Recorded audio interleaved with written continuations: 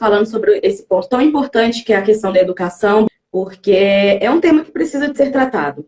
Não só no ponto de vista terapêutico, mas também como pessoas que trabalharam, atuaram na área, no intuito mesmo de contribuir, tirar a educação somente para o foco da escolarização. Não é o todo. Nós, como seres, nós somos aí, nós temos as nossas emoções, nós temos a parte da nossa espiritualidade, da nossa socialização. Precisamos aprender a lidar primeiramente conosco mesmo. Um ser melhor consigo mesmo já é contribuição para o todo. Às vezes nós ficamos aí querendo mudar o mundo e esquecemos de mudar a gente mesmo. E quando percebemos essa mudança interna, vamos vendo o que reverbera fora, como o mundo vai mudando. Né? E não é tarefa muito fácil, né, gente? Porque dor dói, não existe dor grande, não existe dor pequena, mas geralmente quando não curamos as nossas dores, as nossas feridas, temos uma tendência maior de ferir o outro. E também de não conseguir lidar com as emoções do outro. Imagine, se não conseguimos lidar com as nossas próprias emoções, lidar com a do outro é um pouco mais delicado e complicado. Este olhar, ele precisa de ser visto de forma ampliada. É um papo que, neste momento, se faz muito necessário, que as pessoas estão mais vulneráveis. Muitas doenças que têm aparecido são do emocional. Muitas pessoas estão começando a se perceber doentes emocionalmente. Nós nos falando, jogando no ambiente escolar, na educação como um todo, imagine estar durante 4 horas num ambiente que cada um tem ali as suas emoções aflorando, a necessidade do cuidador, do educador, estar se acolhendo, estar olhando suas próprias emoções para lidar com esse tanto de turbilhões de informações ao mesmo tempo, né? No momento em que uma pessoa conseguir entender e vibrar nessa energia do autoconhecimento, já está contribuindo com o todo. Eu estou já ali dando uma abertura, vibrando e sintonizando para emanar isso às pessoas do meu convívio. Para a gente ter esse tempinho aí de nos olhar, entender as nossas emoções e o que ela está querendo nos dizer, né? Quando você percebe que você está aí com esse aprendizado de ter que lidar com as suas próprias emoções, vê que já é um ato de acolhimento. Tendo esse ato de acolhimento já é um passo muito importante, porque muitas pessoas ainda não se perceberam nesse lugar. Então acredita que é fácil lidar com as emoções, vai entrando dentro de uma frustração inexplicável, vai entrando em situações que não consegue entender por quê, e quando vai ver, na verdade, é porque não está conseguindo lidar com as suas próprias emoções. Porque nós temos um falso pensamento que é do controle. Às vezes a gente não consegue controlar nem a vontade de ir ao banheiro. E acreditar que nós conseguimos controlar tudo é uma ilusão. E controlar nossas emoções também é. Porque quando nós vamos frequentando algum ambiente, algum lugar, nós não sabemos o que vai acontecer. Portanto, não sabemos o que aquilo pode nos causar, reverberar aí na gente mesmo. Esse estudo do autoconhecimento, ele é legal porque no momento em que eu estou no ambiente, aconteceu um fato externo e aquilo me afetou de alguma forma, já é um sinal de uma vulnerabilidade se apresentando e que eu preciso de olhar com um pouquinho mais ali de precisão. E, geralmente, nós não nos permitimos a sentir raiva, porque socialmente a raiva é vista como algo feio. E o que é feio, a tendência que nós temos é esconder, é não manifestar, é querer acabar com aquela sensação. Porque as pessoas, elas têm atrelado a raiva à violência. E uma coisa não está necessariamente ligada à outra. No momento em que eu consigo colocar essa raiva para fora numa forma de potência para me fazer uma movimentação, ela é benéfica. Tem muitas pessoas que estão aí estagnadas porque não conseguem colocar a potência da ira, da raiva para funcionar, para trabalhar a seu favor. Eu gosto muito de trazer um exemplo para ficar um pouco mais claro. Quando a pessoa precisa quebrar uma parede, ela contrata um pedreiro. Ele precisa impostar ali de uma força, uma potência para colocar para a parede quebrar.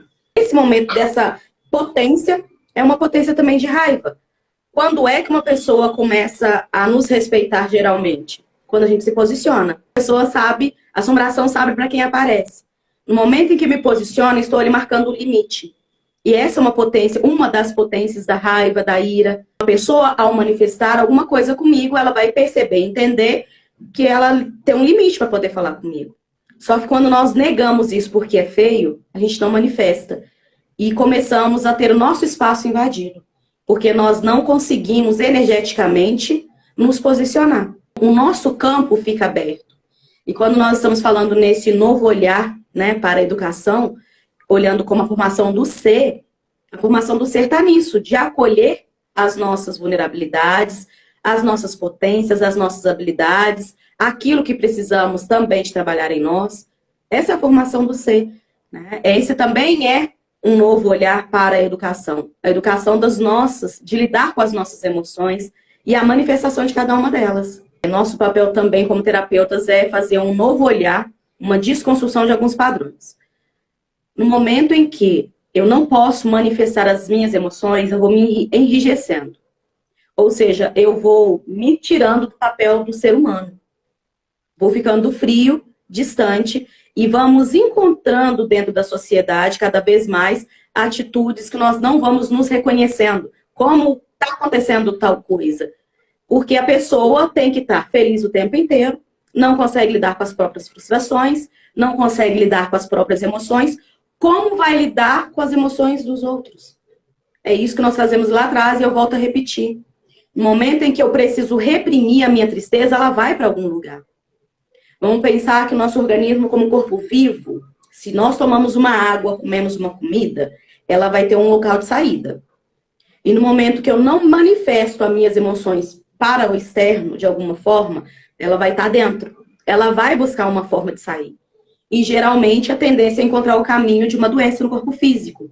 Porque ela precisa de sair para algum lugar, ela precisa de dar uma vazão. Quando nós nos encontramos com o nosso físico doente, é ali as nossas emoções querendo conversar conosco. Querendo dizer, olha, seu estômago está aí queimando, presta atenção se você não está engolindo muito desaforo, está com muita raiva e comendo o que você não gostaria à força. Porque às vezes nós queremos manifestar as nossas insatisfações, mas às vezes pelo receio do que o outro vai pensar, às vezes por medo do outro não me entender, eu prefiro guardar aquilo comigo. É claro que quando nós trazemos todo esse olhar, não estamos dizendo nem encorajando ninguém a sair maltratando ninguém, mas existem várias formas de se dizer a mesma coisa. Então, é esse posicionamento energético que nós precisamos de dar um novo olhar a ele, e quando trazemos a educação, olhar o nosso comportamento. Quando nós manifestamos uma criança, engole o choro. Naquele momento, eu estou dizendo para a criança, você não pode manifestar a sua tristeza, a sua frustração. E tem adulto, até nos dias atuais, engolindo o choro. Porque não pode chorar. Como o adulto não sabe lidar com a própria frustração, com o próprio choro, como ele vai lidar com o choro da criança? Ele não consegue lidar com o choro da criança. Ele não foi ensinado a lidar com o próprio choro, na verdade, primeiramente. Ele não vai ter isso para poder ensinar, para poder passar. Dizer, olha, é normal. Isso que você está sentindo agora é uma frustração. Porque você queria tal coisa nesse momento você não pode ter e você está frustrado. Chore. A gente não consegue ainda fazer essa naturalização das emoções. E a mesma coisa acontece com os pais, mães. Quantas vezes que a mãe ou o pai está chorando, se a criança chega, pergunta, está chorando? Não, estou chorando não. Aí, né, limpa as lágrimas. Você está ali mostrando para a criança que você não pode ser vulnerável. Você está dizendo para ela, não, eu não estou chorando, mas ela está vendo que você está chorando. Por que você não pode chorar? Já pararam para se perguntar? Por que eu não posso chorar? Eu posso chorar. E a criança pode ver que eu estou chorando, porque ela vai... É normal. É normal.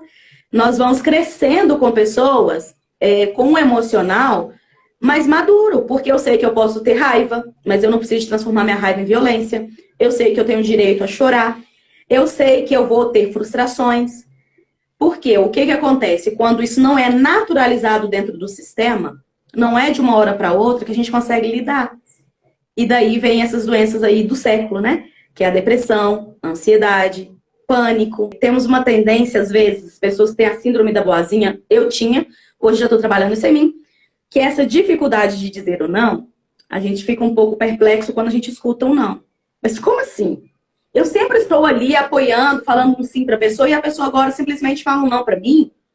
Ou seja, começar a entender o que é esse sim o tempo inteiro. Porque se você todo o tempo está falando sim para o outro, em algum momento você está falando não para você mesmo. Aí eu comecei a analisar, avaliar quais eram os momentos que eu estava dizendo não para mim, para poder agradar o outro. Porque aí tem uma mensagem de um vazio, e um vazio que vem de dentro. né? E é olhar para esse vazio, porque ele não consegue ser preenchido com o outro, nem com o sim do outro, nem com a presença do outro, e sim esse autoacolhimento das nossas próprias emoções. Vamos primeiro pegar a palavra empatia, né? Porque a forma que eu aprendi a empatia é: não faça para o outro aquilo que você não gostaria que fosse feito para você. Aí vamos entrar um pouquinho nesse conceito. Porque empatia é fazer ao outro aquilo que ele gostaria que fosse feito para ele, na realidade dele. É o respeito ao outro do jeitinho que ele é. Porque na realidade do outro não é a nossa própria realidade. E quando eu fui começar a entrar nesse sentido de empatia, eu entendi algumas outras coisas nas entrelinhas. Porque nós somos diferentes. Tá tudo bem. Eu sou empática quando eu entendo e aceito que ela não gosta daquilo. E ela não precisa de gostar porque eu gosto. Né? E a gente vai entrando nessa questão agora no canal religioso, quando eu acredito que a minha religião é a única certa e verdadeira. E não consigo aceitar a diferença. Não estou sendo empática. Por quê? A minha empatia é entender que a pessoa pode ter a forma que ela quiser de expressar e manifestar a fé dela. E aí, quando a gente vai falando na questão do julgamento, né? O julgamento ele não pode se tornar uma condenação. Porque automaticamente na nossa vida, nós vamos julgar. Isso aqui eu gosto, isso aqui eu não gosto, isso aqui eu quero, isso aqui eu não quero, isso eu suporto, isso eu não quero mais suportar. Esses julgamentos, eles são saudáveis, porque eles vão te ajudar a discernir quem é você. Não pode cair na condenação. Né? Acho que vai mais esse meu olhar vai mais por aí. A gente não pode condenar e querendo punir o outro por manifestar de forma diferente da minha. Nós estamos ficando muito desconectados ao nosso sentir e por isso não conseguimos manifestar quem somos. Existe um padrãozinho que foi criado e moldado socialmente e a dor do não pertencimento, ela vai nos aguçando a entrar nesses padrões, nessa rigidez de comportamento. Outra coisa que eu gosto muito e que também aprendi nesse estudo, né, do autoconhecimento, é quando a pessoa traz o termo perfeccionista. Eu me escondia muito atrás desse termo, tá, gente? Eu procrastinava a minha vida, as minhas ações, em busca de um perfeccionismo ilusório. Que isso tem um papo um pouco mais profundo, que tem que ver com orgulho mal trabalhado, mal usado. E quando eu aprendi que o perfeccionismo, na verdade, é quem faz e se aperfeiçoa, aí caiu por terra todas as minhas desculpas para não fazer o que eu preciso de fazer. Por quê? O meu perfeccionismo me sabotava e eu não fazia. Eu não agia. E se eu não faço, como eu vou saber se tá perfeito? Eu parei de usar esse termo que eu sou perfeccionista quando eu não faço. Quando eu me permito fazer, eu vou me aperfeiçoando no caminho.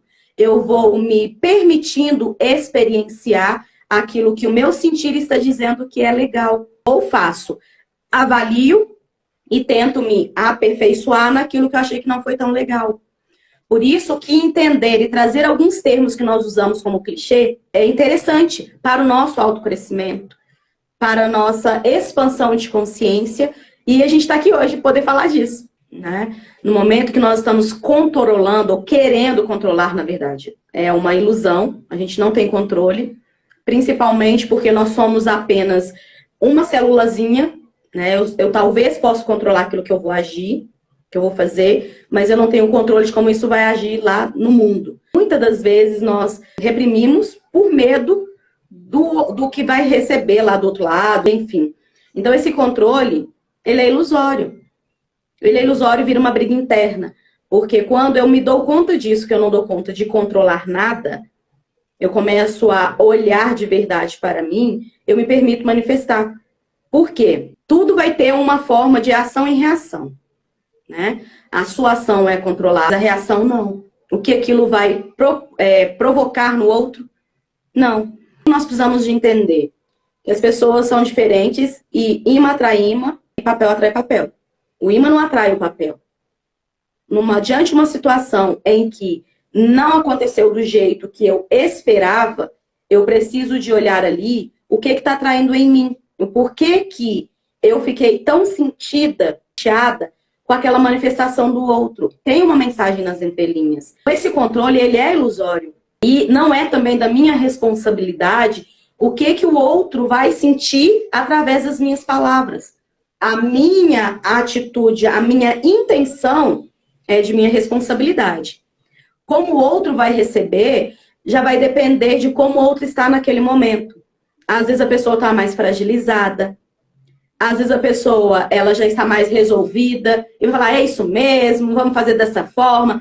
Às vezes é uma pessoa que nunca pensou sobre. Precisamos de sair dessa ilusão do controle e tentar administrar as nossas emoções. E isso acontece dentro dos processos terapêuticos. Às vezes as pessoas fazem a terapia e falam, poxa vida, eu continuo tendo problema. E vai ter. Enquanto você estiver vivo, você vai ter problema. O que a terapia te proporciona é esse novo olhar.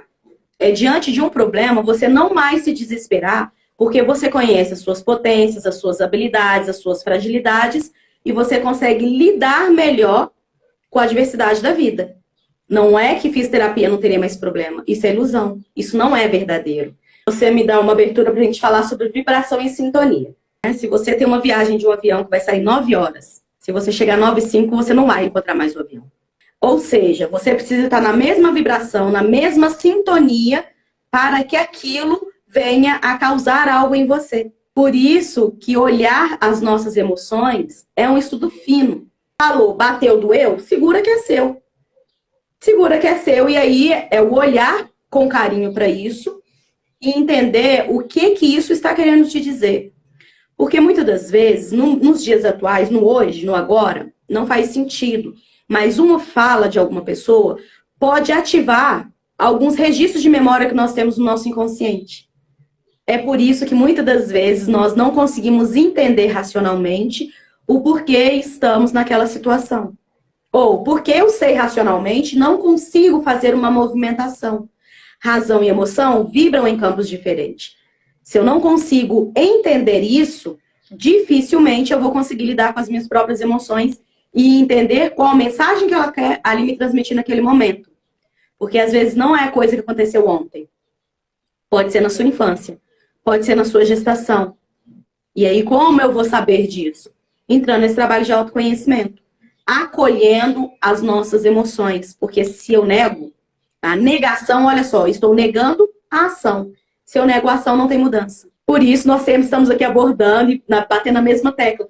Dessa necessidade de um novo olhar para a educação e formação do ser, de entender e aceitar a manifestação da nossa essência, de quem somos, e não mais reprimir. Respeitarmos a criança, respeitarmos como um ser, né, que também pensa, que também sente, que também tem essas emoções. Nós não estamos dizendo ali para virar esses pais permissivos que os filhos mandam nos pais, que aí tem uma diferença. A criança, ela é um ser em formação, ela precisa de limites. Mas esse limite pode ser um limite dialogado. E depois, é claro que nós não podemos delegar à criança a questão da decisão final. Porque isso é de nossa responsabilidade, porque eles ainda não têm a maturidade para decidir algumas coisas. Mas decidir uma roupa que ele quer vestir, ele pode decidir. Decidir ali o que ele vai praticar de esporte, ele pode decidir, não é uma coisa imposta. Vocês tem que fazer isso? Não. Olha, eu estou aqui pensando que você precisa de fazer uma atividade física. Tem essas possibilidades aqui. Qual que você acha que você se encaixaria melhor? Porque às vezes você quer colocar seu filho no futebol e não quer futebol. Ele quer nadar. E aí você não escutar essa criança que também vem com a sua potência, que vem com o seu sentir, que vem ali com as suas emoções e fazer aquilo que eu acho simplesmente porque tem que fazer, é delicado. A gente vai fazendo essa rigidez no processo de educação. Porque senão existem alguns pais que começam a delegar tudo para a criança e aí não é positivo no futuro para ela também. Essa dosagem de não ter que reprimir as emoções, de poder dialogar, de poder sentar e conversar. Conversar mesmo. Então, quando a criança está chorando, ao invés de eu falar cala a boca ou engole o choro, olha, você pode chorar, por que você está chorando? Deixa eu te explicar. Você quer fazer isso nesse momento, não é possível por causa disso. O que você está sentindo é uma raiva, porque você queria fazer e eu não posso te autorizar. Ou você está frustrado, porque você gostaria de fazer, neste momento não tem condições, você está frustrado. Ou simplesmente você está triste. Isso é normal, isso acontece. Então chora, coloca para fora e depois a gente volta a conversar. Essa é a questão da diferença do escutar e estar fazendo a criança ser participante ativo do processo educacional. Porque vale lembrar que as crianças de hoje não são igual às crianças de antigamente. Ninguém é igual antigamente, né? Essas crianças, elas estão vindo com outro switch, já precisam de uma outra comunicação. E é isso que nós estamos falando desse novo olhar educacional. de entender isso nas entrelinhas, né? E lembrar que educar dá trabalho, né? Não é uma coisa simples. Mas a maior e melhor forma de educar são os exemplos, são as nossas ações. Porque a criança, ela até entende o que você fala, mas ela observa muito mais o que você faz. Se você quer entender qual que é o tipo de educação que você está dando para os seus filhos, se eles forem pequenininhos, observe eles brincando. Observe como eles brincam quando está dirigindo. Observe quando eles brincam quando está ali brincando de casinha, com a bonequinha, com a casa. Ele vai tender a repetir comportamentos do pai, da mãe, do professor, do avô, daquelas pessoas que para eles são referência. As palavras convencem, mas os exemplos arrastam. Esse olhar para a comunicação e educação eles faz necessário e também perceber as nossas atitudes, porque se ele me vê todo o tempo reprimindo as minhas emoções, ele vai entender que eu não posso também manifestar o que eu estou sentindo. As crianças acabam projetando nas mães, pais, professores. É um exemplo que nós precisamos de dar com as nossas ações, trazendo a humanidade. Não essa rigidez que eu sou a pessoa que estou certo, você está errado, tudo que eu faço é assim, eu não posso ficar brava, eu não posso ficar triste, eu não posso... Não é disso que nós estamos falando. Se nós estamos nesse lugar em que temos essa consideração pelas crianças, né, elas nos consideram este exemplo, é mostrar o exemplo da humanidade. É entender que, como humano, é normal que às vezes vão acontecer coisas que nós vamos ficar bravos. Vão acontecer coisas que nós vamos ficar tristes. E sabendo lidar, ou aprendendo a lidar com essas manifestações, nós estamos mostrando para eles que eles também podem. Porque quando nós vamos tentando ali não permitir que as crianças vivenciem as experiências para não se frustrar, chega na adolescência, não consegue lidar com o não de uma namorada. Isso é muito comum. Está acontecendo cada vez com mais potência essas questões de não saber lidar com as emoções, com as frustrações na fase da adolescência. Porque todo o tempo foi privado de viver e entender que frustrar-se e ouvir um não faz parte da vida. Faz parte da vida. Não é todo momento que a gente vai ouvir um sim para tudo. E se estamos ouvindo um sim para tudo, talvez a gente está num ambiente que não está sendo tão saudável assim. É necessário começarmos a refletir, entender isso. Eu sei, né, que como pais, mães, educadores, a nossa vontade é sempre de dar tudo aquilo que a gente não teve aos nossos filhos. Mas o nosso convite também é de dar a eles aquilo que nós tivemos. Valores, né, de entender um ser crítico, porque uma pessoa que eu consigo dizer para ela que ela pode ficar triste, feliz, com raiva e tudo mais, ela vai se posicionar criticamente diante da sociedade. Vai ser uma pessoa que vai tender a ter uma menor dominância pela massa. Porque senão nossos filhos vão querendo se encaixar em padrões que não são os deles. Porque nós também às vezes fazemos isso. Na expectativa de querer sempre agradar o externo, vamos entrando nessa rigidez de padrões. E isso não é benéfico para ninguém. Não é benéfico porque no momento em que eu estou ali querendo ser algo que eu não sou, e moldando o que a sociedade pede, e indo contra os meus princípios, os meus valores, eu estou deixando de entregar o que eu tenho de melhor. É a minha naturalidade do meu fluir. E que cada coisa vai vibrar em sua própria sintonia, nós vamos trabalhando nas raízes de onde se encontram os problemas. Porque se nós vamos trazer ali um jovem que está compulsivamente querendo consumir qualquer tipo de coisa, tá, gente? Não vamos trazer só para a questão das drogas, mas vamos trazer para alimentação, para jogos. Se é uma coisa compulsiva e que ele não consegue ter mais o controle de fazer ou não fazer, ele está ali vibrando dentro de um vazio. Entendendo isso, qual o vazio que ele está querendo suprir, fica mais fácil de trabalhar, porque nós estamos já começando a dialogar com a raiz do problema. Porque senão, o que acontece? O adolescente está viciado em jogos. Aí o pai vai lá e corta o computador, corta o celular, e ele não vai deixar de ter aquela compulsividade dentro dele. Porque não é simplesmente o cortar. É entender o que está acontecendo para ele não conseguir ter aquele limite. Né? Então, nós vamos primeiro, ao invés de cortar, estabelecendo limites, entender o que está ali, qual a emoção que está dentro dele, que faz com que ele esteja agarrado naquela frequência. Vamos começar a oferecer possibilidades para que ele possa gastar essa energia ou suprir essa carência de outras formas, até que ele consiga lidar com aquela situação. Porque a questão é, se eu não consigo entender que vazio eu tenho, eu vou sempre estar em busca de algo. Nós estamos citando os adolescentes, que pode vir uma compulsividade, mas nós adultos também. Às vezes são vícios de comportamento, às vezes são vícios de não conseguir parar com a compra compulsiva. Tem vários tipos de vícios. As pessoas acreditam que quando a gente fala vício, é só quem bebe, é só quem fuma, é só quem usa coisas ilícitas. E não é. E não é. Por isso que a nossa sociedade vai criando um padrão, desculpa a força da expressão, mas hipócrita. Porque eu sento no meu vício e julgo o vício do outro. E para o universo, vício é vício, não importa de que se trata. Né? É tudo a mesma vibração, a mesma frequência. Começando a entender essa pulsão que eu tenho pela essa compulsão, entendendo que eu também estou no vício, eu começo a olhar para mim e me acolher. E entender o que é que está fazendo aquele gatilho aparecer. É essa expansão desse olhar para a nova educação do ser. Entendendo esses nossos 7 corpos, entendendo que emoção e razão vibram em campos diferentes, para tratarmos e cuidarmos da raiz, para nascer galhos saudáveis. Porque nós temos a mania de aparar os galhos. Mas tendo a mesma informação nutricional para a raiz, vão crescer os galhos da mesma forma, com a mesma, entre aspas, enfermidade. Porque o nosso intuito aqui, quando nós trazemos a palavra educação, estamos falando da formação do ser, e a formação do ser também necessita do olhar para essa área que a gente antes não valorizava tanto, que é do nosso emocional. Agora está tendo essa entrada para falarmos um pouco mais disso, e que ela é primordial, dar atenção às nossas emoções, a quem somos.